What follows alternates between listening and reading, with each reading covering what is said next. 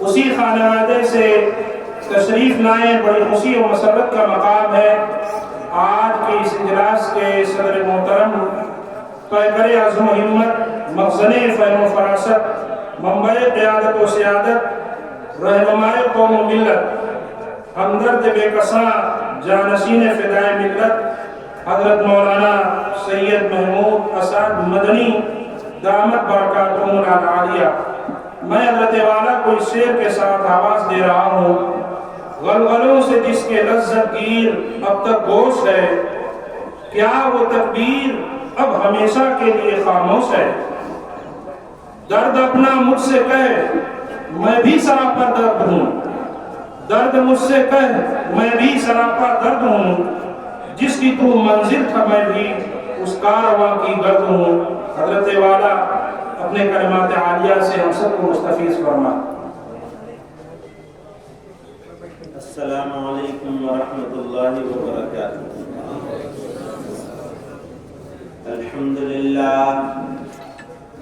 للہ نحمده ونستعینه ونستغفره ونؤمن به ونتوکل علیہ ونعوذ باللہ من شرور انفسنا ومن سیئات اعمالنا، من يهده الله فلا مضل له ومن يضلل فلا هادي له، ونشهد أن لا إله إلا الله وحده لا شريك له، ونشهد أن سيدنا ومولانا محمدا عبده ورسوله، صلى الله تعالى عليه وعلى آله وصحبه وبارك وسلم۔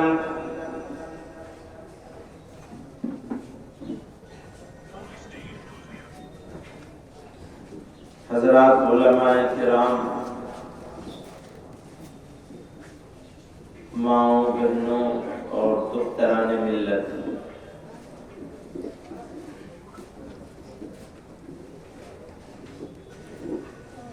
میرے لیے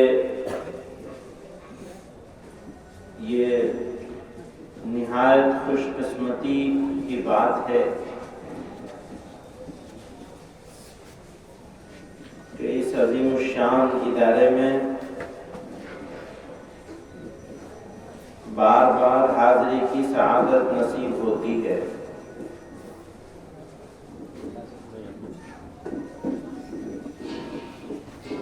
اللہ تعالی کا بے شمار کرم ہے، احسان ہے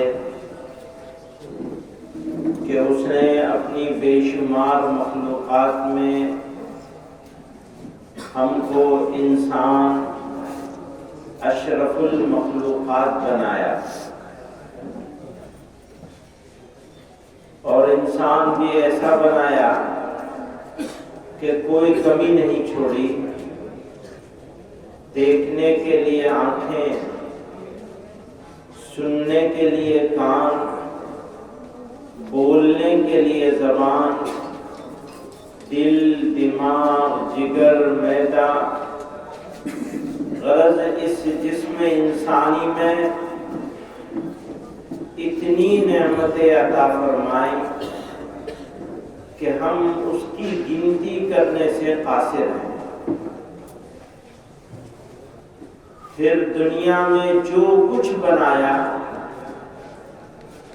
اس کو ہمارا بیگاری خادم بنا کر پیدا کیا۔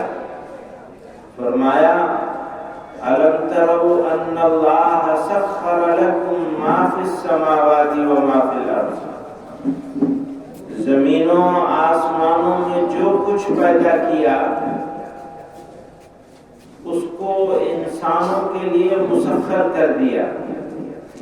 یہ سورج، چاند، ستارے، زمین، آسمان، ندی، نالے، دریا، ہوا، پانی، غرض جتنی نعمتیں بنائی سب کو انسانوں کے لیے پیدا کیا، اور وہاں بھی اتنی نعمتیں کہ انسان ان کی گنتی بھی نہیں کر سکتا۔ فرمایا وَإِن تَعُدُّوا نِعْمَةَ اللَّهِ لَا تُحْصُوهَا، اگر تم اللہ تعالی کی نعمتوں کی گنتی کرنا چاہو تو کر ہی نہیں سکتے، قادر نہیں ہو سکتے۔ تو اس جسم کے اندر اور اس دنیا میں، یہ دنیا بنائی پیدا کی انسانوں کے لیے، تو انسان کو کس لیے پیدا کیا؟ یہ ایک سوال ہے جو ہر انسان کو اپنے آپ سے بھی کرنا چاہیے کہ وہ یہ سمجھے، پہچانے کہ پیدا کرنے والے نے، اس مالک نے جو ساری قدرتیں رکھتا ہے، اس نے ہماری تخلیق کی اور ہمارے لیے اتنی ساری چیزوں کی تخلیق کی، کیوں؟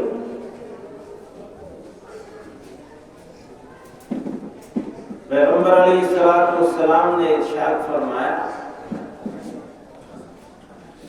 الدنیا خلقت لکم وَإِنَّكُمْ خُلِقْتُمْ لِلْآخِرَةِ، دنیا تمہارے لیے بنائی گئی، تم کو آخرت کے لیے بنایا گیا۔ تو اس سے یہ سمجھ میں آیا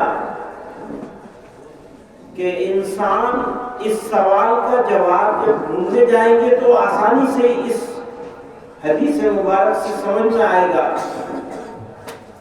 کہ ہم کو دنیا کے لیے نہیں بلکہ آخرت کے لیے بنایا گیا، اور یہ دنیا ہمارے لیے بنائی گئی، سجائی گئی، رنگینیاں، رعنائیاں، آرام، راحت، ضروریات کو پورا کرنے والی چیزیں سب ہمارے لیے بنائی گئی، لیکن ہم کو آخرت کے لیے بنایا گیا۔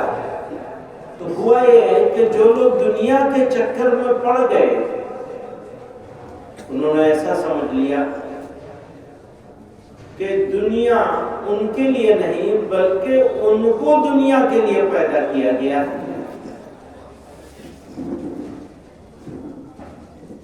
تو اس کے بابری میں بابر نے کہا بابر بیش کوش کہ دنیا دوبارہ نہیں، بابر مزے کر لو، عیش کر لو، دنیا دوبارہ نہیں ملنے والی ہے۔ تو یہ تو بالکل کفر ہے، دنیا عیش کرنے کے لیے نہیں ہے، دنیا تو آخرت کے لیے، آخرت کی تیاری کے لیے ہے۔ جن لوگوں نے دنیا کو مقصد بنایا، ان کے لیے دنیا ہو سکتی ہے، لیکن جنہوں نے آخرت کو مقصد بنایا اور اس بات پر یقین کیا کہ ہاں اللہ ہی سب کچھ ہے، ساری طاقتیں اس کے پاس ہے، سارے فیصلے ان کے پاس ہیں، اور ہم کو اپنے آپ کو سرنڈر کرنا ہے ان کے سامنے، یعنی صرف سر نہیں جھکانا ہے، دل بھی جھکا دینا ہے، ورنہ آدمی سجدے کرتا ہے تو بس مرغے کی طرح ٹھونگے مارتا ہے، سر جھکایا اور دل غافل رہا تو کیا سر جھکا؟ سر تو تب جھکے گا جب دل بھی جھک جائے۔ ہو سکتا ہے حکم کے اعتبار سے نماز ہو جاتی ہوگی، ہو ہی جاتی ہے، لیکن غفلت طاری رہے انسان کے اوپر اور غفلت سے باہر نہ نکلے۔ انسان کی دو حالتیں ہوتی ہیں، ایک غفلت اور ایک بیداری۔ غفلت کا مطلب بے فکر ہے، اسے پتہ ہی نہیں، وضو کیا، پاک کپڑے پہنے، پاک کپڑا بچھایا، قبلہ رخ ہوا، نماز پڑھی، لیکن دل غائب ہے، سوچ ہی نہیں رہا ہے، اس کی طرف توجہ ہی نہیں ڈال رہا ہے، اور پوری نماز ایسے ہی ہو گئی کہ ایک لمحے کے لیے غفلت سے باہر نہیں نکلا۔ ہونا کیا تھا؟ ایک لمحے کے لیے غفلت تاری نہ ہوتی، ہونا تو یہ تھا۔ ہوا کیا کہ وہ ایک لمحے کے لیے غفلت سے باہر نہیں نکلا، تو کیا نماز ہو جائے گی؟ بھائی ایک لمحے کے لیے تو تم اپنی غفلت سے باہر نکلتے نماز کی طرف، نماز والے کی طرف، جس کے لیے نماز پڑھی جا رہی ہے اس کی طرف متوجہ ہوتے۔ آپ کی توجہ غائب ہے ایک بار ہی۔ تو اللہ تعالی نے یہ ساری کائنات ہمارے لیے سجائی اور ہم کو آخرت کے لیے پیدا فرمایا۔ جب ہم کو آخرت کے لیے اللہ رب العزت نے پیدا فرمایا تو دنیا ہمارے لیے مقصود نہیں ہو سکتی۔ مقصود دنیا اسی کے لیے ہو سکتی ہے جس نے یہ سمجھا ہو کہ اس کو دنیا کے لیے پیدا کیا گیا۔ اب موت کا تصور، موت کا خیال، موت کا تذکرہ سب مشکل ہے، کیونکہ اس کے بعد تو اندھیرا ہی اندھیرا ہے۔ کیونکہ دنیا مقصود ہے تو موت اندھیرا ہے، موت مشکل ہے، موت دقت ہے، موت عذاب ہے، موت کا تصور عذاب ہے۔ اور اگر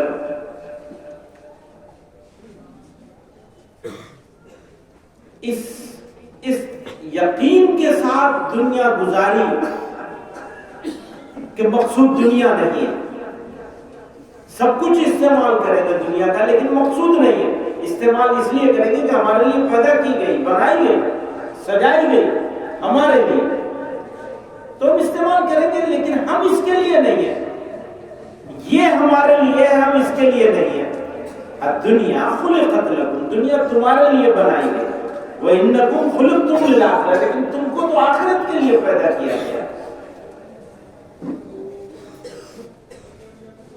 تو جب ہمیں آخرت کے لیے پیدا کیا گیا اور ہمارا یہ یقین ہو گیا، پہلا یقین کہ وہ مالک ہے جو ایمان ہے ہمارا، وہی ہے سب کچھ۔ اب جب سب کچھ وہی ہے اور اس کے علاوہ کچھ نہیں ہے تو موت تو ہمارے لیے پسندیدہ چیز بن جائے گی۔ کیا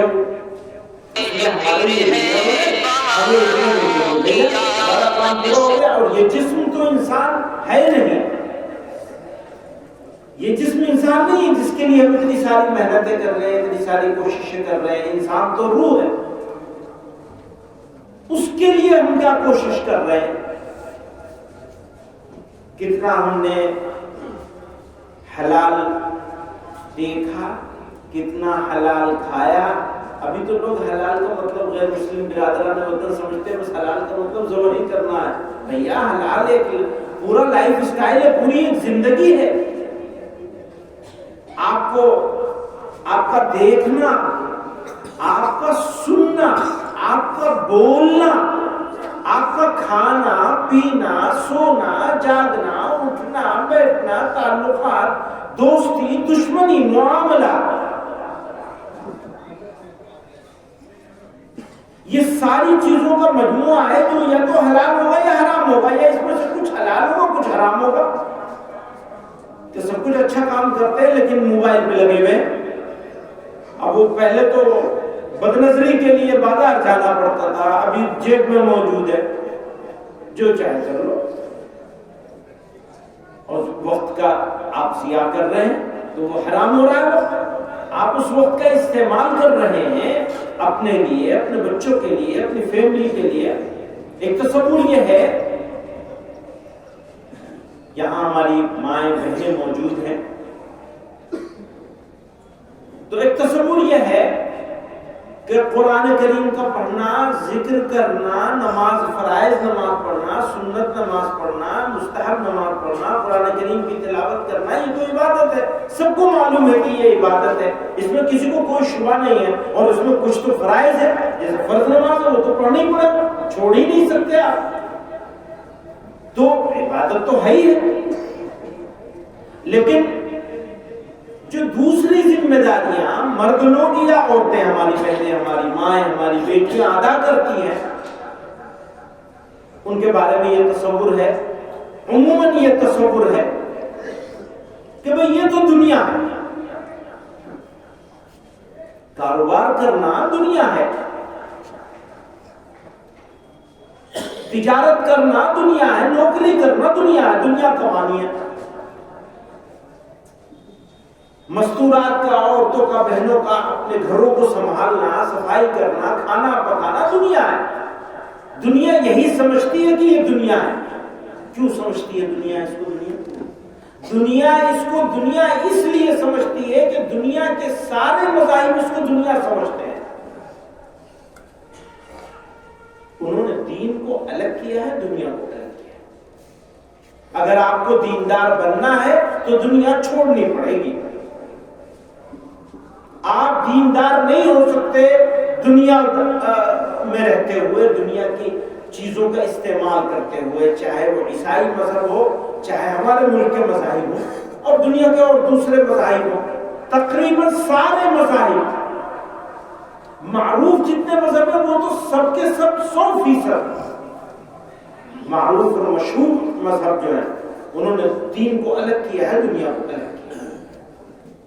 جناب رسول اللہ صلی اللہ علیہ وسلم کے واسطے سے ہم کو یہ دین پہنچا اس قدر خوبصورتی کے ساتھ.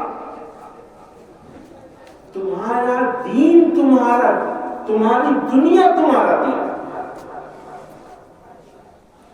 تمہاری دنیا تمہارا دین ہے.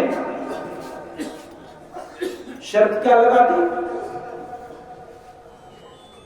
بس نیت صحیح ہونی چاہیے اور اس پروٹوکول کے مطابق ہونا چاہیے جو قرآن اور سنت رسول صلی اللہ علیہ وسلم سے ثابت ہے.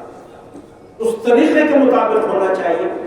بتا دیا کہ سود نہیں کھانا ہے، سود حرام ہے، تو آپ سود کا استعمال نہیں کریں گے.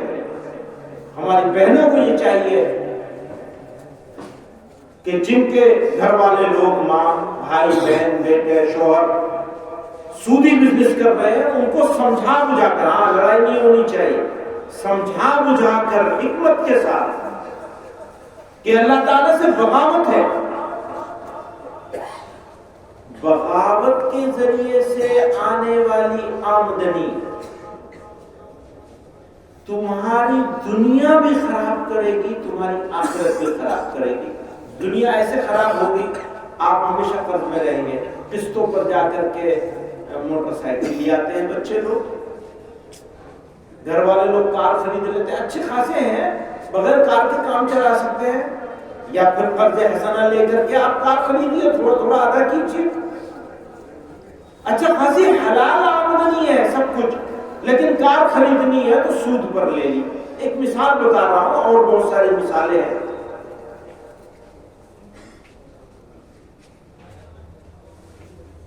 منٹ ہو گئے؟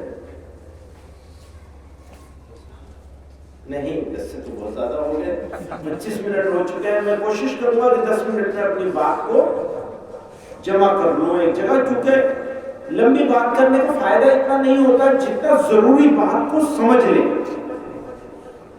تو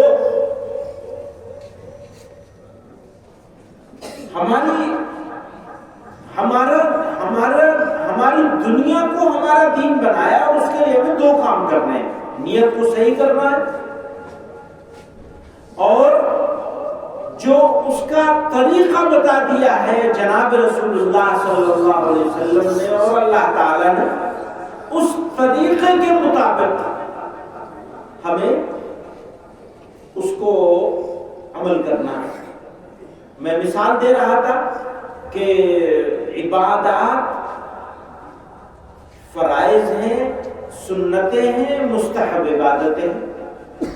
اور وہ معروف ہے، سب کو معلوم ہے کہ نماز پڑھنا عبادت ہے، مکے جا کر مکہ المکرمہ جا کر عمرہ کرنا عبادت ہے، زندگی میں ایک بار حج کرنا فرض ہو جائے تو فرض عبادت ہے، نہیں تو نفل بھی کریں گے وہ تب بھی عبادت رہے۔ تو یہ سب کو معلوم ہے، لیکن کپڑے کی، جوتے کی، چپل کی دکان پر یا کسی بھی کام میں آپ کا کام میں لگ جانا، کھیتی کرنا، یہ بھی عبادت ہو سکتا ہے۔ شرط کیا ہے؟ ایک شرط یہ ہے کہ نیت صحیح ہو، یعنی حلال کمائی کی نیت ہو۔ نیت کو صحیح کریں گے کیسے؟ حلال کمائی کی نیت ہو، بھئی ہمیں تو اللہ تعالیٰ حلال روزی عطا فرمائے۔ اب جب آپ نے حلال روزی کی نیت کر لی تو آپ سے سود کا پیسہ لیں گے ہی نہیں، اور لے رہے ہیں تو اس کا مطلب نیت میں کھوٹ ہے۔ تو آپ کو ہمیں آپ کو سب کو اپنی نیت کو دیکھنا چاہیے۔ اب یہ بات مردوں کی ہو رہی تھی، اب ہم اپنی بہنوں کی بات کریں گے۔ انہوں نے بچوں کو دودھ پلایا، کھانا کھلایا، نہلایا، دھلایا، صاف کیا، اس کی غلاظت صاف کی، تو میں یہ کہتا ہوں اگر ایک ماں نے زندگی میں ایک بار بھی اپنے بیٹا یا بیٹی کی غلاظت کو صاف کیا ہے، وہ بیٹا یا بیٹی زندگی بھر اس کا حق ادا نہیں کر سکتا۔ باقی سارے حقوق بہت سارے موجود ہیں بھی، صرف ایک رات میں جو آدھی رات میں اٹھ کر کے اس نے صاف کیا ہے ماں نے، اس کا حق کہاں سے ادا کیا جا سکتا ہے؟ اب یہ عمل، ماں کا عمل، ماں سمجھتی ہے مجھے اپنا میرا بیٹا ہے یا بیٹی ہے، مجھے اس سے محبت ہے، میں نے محبت کی وجہ سے اس کا بیت الخلا کو، اس کی گندگی کو، غلاظت کو صاف کر دیا، اس کو دھو دیا، اس کو دودھ پلا دیا، تو یہ تو میرا کام تھا، میرا فرض تھا۔ آج کل بچے لوگ بہت آسانی سے کہتے ہیں تمہارا کیا کمال ہے، ماں سے کہتے ہیں، باپ سے کہتے ہیں، تم نے جو کچھ کیا وہ تو بس تم نے کر دیا، تمہاری ذمہ داری تھی، تم نے کر دیا۔ عام ہے یہ بات۔ حالانکہ سچی بات یہ ہے کہ جیسا کہ میں نے عرض کیا کہ ایک رات میں جو چند لمحے ماں نے خدمت کری ہے اس کا بدلہ اولاد نہیں دے سکتی، دے ہی نہیں سکتی، چاہے وہ اپنے چمڑے کا جوتا بنا کے پہنا دے ماں باپ کو، تب بھی حق ادا نہیں ہو سکتا ماں کا، خاص طور سے۔ اور باپ کا بھی کم نہیں ہے، میں نے خاص طور سے ماں کا ذکر کیا کیونکہ ماں کے بہت زیادہ، وہ تو جو 9 مہینے پیٹ میں رکھے ہیں وہ ہے، اور اس کے بعد دودھ پلایا اور کیا کیا کیا۔ تو یہ ایک بات ہے جو اولاد کو سوچنے کی ہے، خاص طور سے میں اپنے جوان بھائیوں سے کہتا ہوں، بہنوں سے کہتا ہوں۔ دوسرا معاملہ ہے خود ماں باپ کا یہ سوچنا کہ بھئی ہمارا تو یہ کام ہے، ہم نے کر دیا، وہ بھی یہی سوچتے ہیں ہمیں محبت ہے، ہم نے کر دی خدمت۔ نہیں، اگر آپ کی نیت صحیح ہے اور آپ نے سوچ سمجھ کر کے کیا ہے یہ کام، تو یہ کام بھی آپ کے لیے باعث اجر و ثواب ہے۔ آپ نے یہ کام بھلے محبت سے کیا ہو، محبت ہو کر کے کیا ہو، محبت رکھنے کی وجہ سے کیا ہو، لیکن صحیح نیت ہو اور صحیح طریقہ ہو تو جیسے کاروبار کرنا نیکی بن جاتا ہے، ثواب کا کام ہو جاتا ہے، عبادت کے درجے میں ہو جاتا ہے، ایسے ہی ماں کا اولاد کی خدمت کرنا یا مہمان نوازی کرنا یا گھر والوں کے لیے کام کرنا، شوہر کی خدمت کرنا، اطاعت کرنا، یہ اس کے لیے نیکی کا کام ہو جاتا ہے۔ اچھا، نیکی کس لیے کی جاتی ہے؟ نیکی کی جاتی ہے اللہ کو راضی کرنے کے لیے، اللہ ہی کے لیے نیکی کری جا سکتی ہے، چونکہ بدلہ تو اللہ ہی دینے والے ہیں اس کا۔ اب جب نیکی آپ نے، میں نے، کسی نے بھی اللہ کے لیے نیکی کری تو کیا ہم یہ امید کریں کہ ہمیں اس کی تعریف کری جائے، جیسے اب یہ صاحب تعریف کر رہے تھے، پتہ نہیں کیا کیا الفاظ آتا. بڑوں کی جو تعریف کری وہ تو سب صحیح ہے، وہ شاید جتنی کری اس سے وہ بھی کم ہے، لیکن موجود لوگوں کی تعریف کری وہ تو سب نقص ہے. ہاں جانتے نہیں نا، انہیں کیا پتا. اللہ میاں کی ایک اور کمال ہے، اللہ میاں کا بہت بڑا، انہوں نے چھپا دیا. ستار العیوب ہے، انہوں نے بدی کو، برائی کو، عیوب کو چھپا دیا. اللہ تعالیٰ دنیا میں بھی چھپایا ہے، چھپا کے رکھے، اور آخرت میں بھی چھپا کے رکھے، معاف رکھے. بس پھر تو کام ہو جائے گا، پھر یہ چاہے جتنی تعریف کرتے رہے. تو میں اپنی بات ختم کر لوں.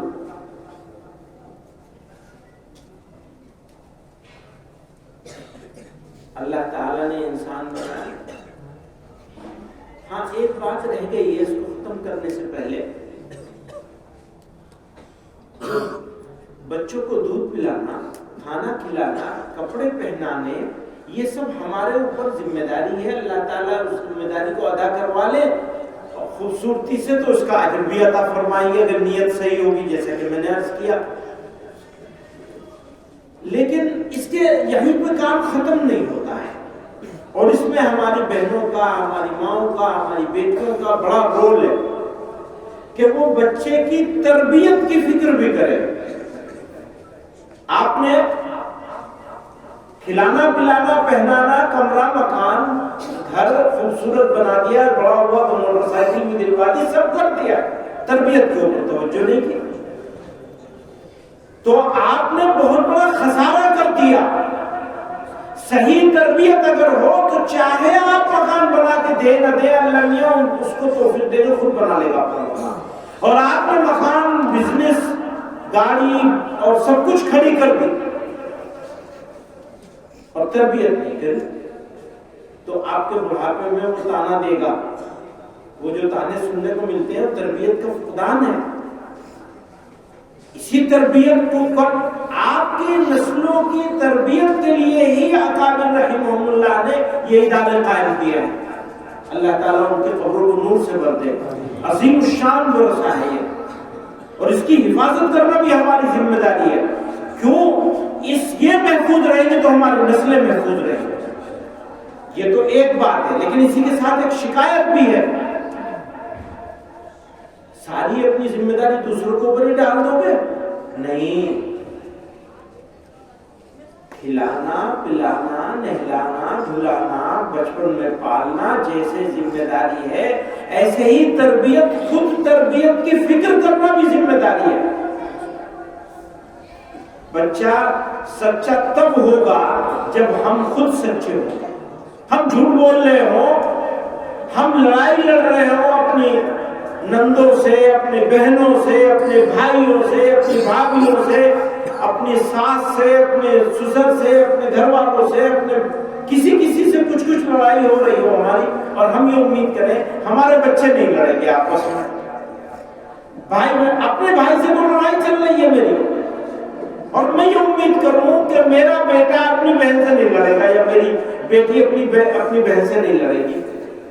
تو ہے نا بیوقوفی کی بات. بھیا جو تم کرو گے وہی، جو بو گے وہی کاٹو گے. تو اپنے تعلقات ٹھیک کریے. مرد لوگ اپنی بہنوں سے ٹھیک کریں، اور بہنیں لوگ اپنی بہنوں سے، اپنے بھائیوں سے ٹھیک کریں.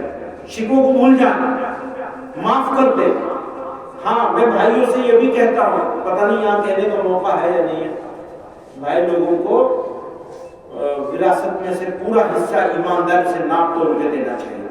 معاف کرنے سے، ہمارے حضرت فرمایا کرتے تھے، مولانا اسد مدنی رحمۃ اللہ علیہ فرمایا کرتے تھے، بہنیں معاف کر دے تب بھی معاف نہیں ہوتے، دینا ہی پڑے گا.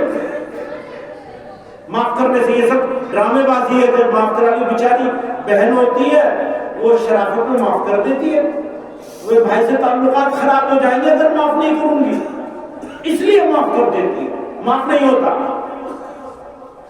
اچھا کسی وجہ سے پرانی بات ہو گئی کسی بات میں، تب آپ لوگوں کو ویسے معاف کر دینا چاہیے.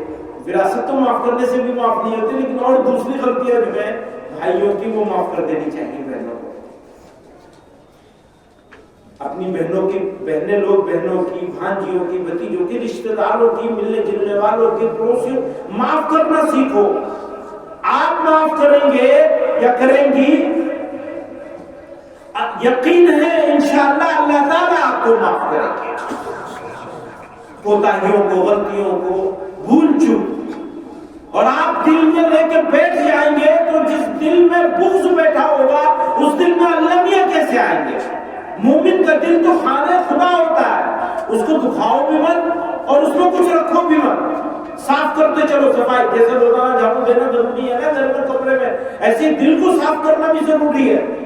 دل نہیں صاف کیا تو کیسے معافی کیسے ہوگی؟